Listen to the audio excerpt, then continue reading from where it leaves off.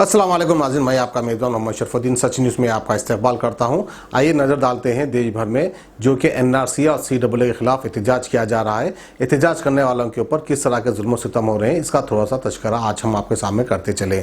सबसे पहले आइए हम आपको ले चलते हैं दिल्ली शाहीन बाग में किस तरह से एहतजाज किया जा रहा है, दिन रात और रात दिन।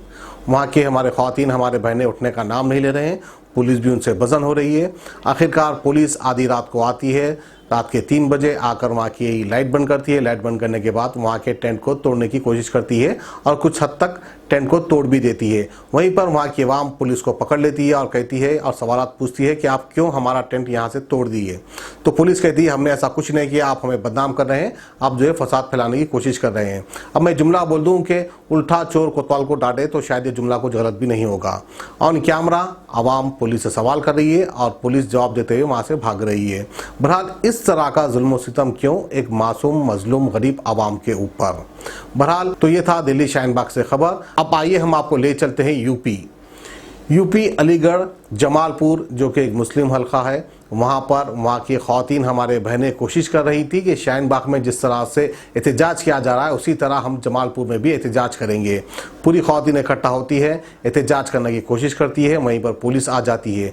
यूपी पुलिस, अब जैसा कि आप सभी जानते हैं यूपी के CM एक बहुत बड़े CM है जिसकी बहुत बड़ी काबिलियत है, योगी आदित्यनाथ जो है उनके इशारों पर पुलिस वहाँ पर पहुँच जाती है और 60 से 70 ख़वातीनों के ऊपर FIR दर्ज कर देती है। नामों से नहीं किया, लेकिन शायद अब आगे चलकर उनकी मर्जी आए जैसा नाम दर्ज करेंगे और ख़वातीन को जो है कोर्ट कचहरी के चक्कर लगाने पड़ेंगे। तो बहरहाल यूपी में तो ख़वातीन चाह रही हैं कि एहतजाज करना, लेकिन वहाँ की हुकूमत इनको बिल्कुल ही परमिशन नहीं दे रही है। तो ये था यूपी का वाक़या। अब आइए हम आपको ले चलते हैं मध्य प्रदेश राजगढ़ जो कि एक BJP का हल्का है। वहाँ पर जो है तिरंगा रैली निकाल रहे थे CAA को सपोर्ट करने के लिए। अब सपोर्ट करने की ज़रूरत ही क्या रह गई, ये बात समझ में हमारे भी नहीं आ रही है, शायद आपके भी समझ में नहीं आएगी। क्योंकि जब कानून बन चुका, बिल पास हो चुका, फिर आप किस बात का सपोर्ट कर रहे हैं। तो बहरहाल वहाँ का माहौल ख़राब करने की कोशिश कर रहे थे BJP कार्यकर्ता। तो वहीं पर वहाँ की डिस्ट्रिक्ट मजिस्ट्रेट पहुँचती है और उस रैली को रोकती है। BJP के कार्यकर्ता मजिस्ट्रेट के ऊपर चढ़ जाते हैं, गुस्सा करते हैं और कहते हैं कि हमें हर हाल में रैली निकालना है। वहीं पर डिस्ट्रिक्ट मजिस्ट्रेट उनको रोकती है और पुलिस को कहती है अगर ये ना माने तो लाठीचार्ज कर दो, लेकिन वो मानने का नाम नहीं लेते हैं, उल्टा डिस्ट्रिक्ट मजिस्ट्रेट के ऊपर आ जाते हैं। तो डिस्ट्रिक्ट मजिस्ट्रेट उनको एक थप्पड़ भी मार देती है। बड़ा थप्पड़ खाने के बाद BJP के कार्यकर्ता बेकाबू हो जाते हैं। बेकाबू होने के बाद डिस्ट्रिक्ट मजिस्ट्रेट ऑर्डर देते हैं कि अब लाठीचार्ज कर देना चाहिए। तो उसके बाद लाठीचार्ज होती है। तो बहरहाल इस तरह के वाक़ये हो रहे हैं हमारे देश भर में। जैसा कि आप सभी जानते हैं मध्य प्रदेश में कांग्रेस की हुकूमत है, आप सभी जानते हैं उत्तर प्रदेश में BJP की हुकूमत है।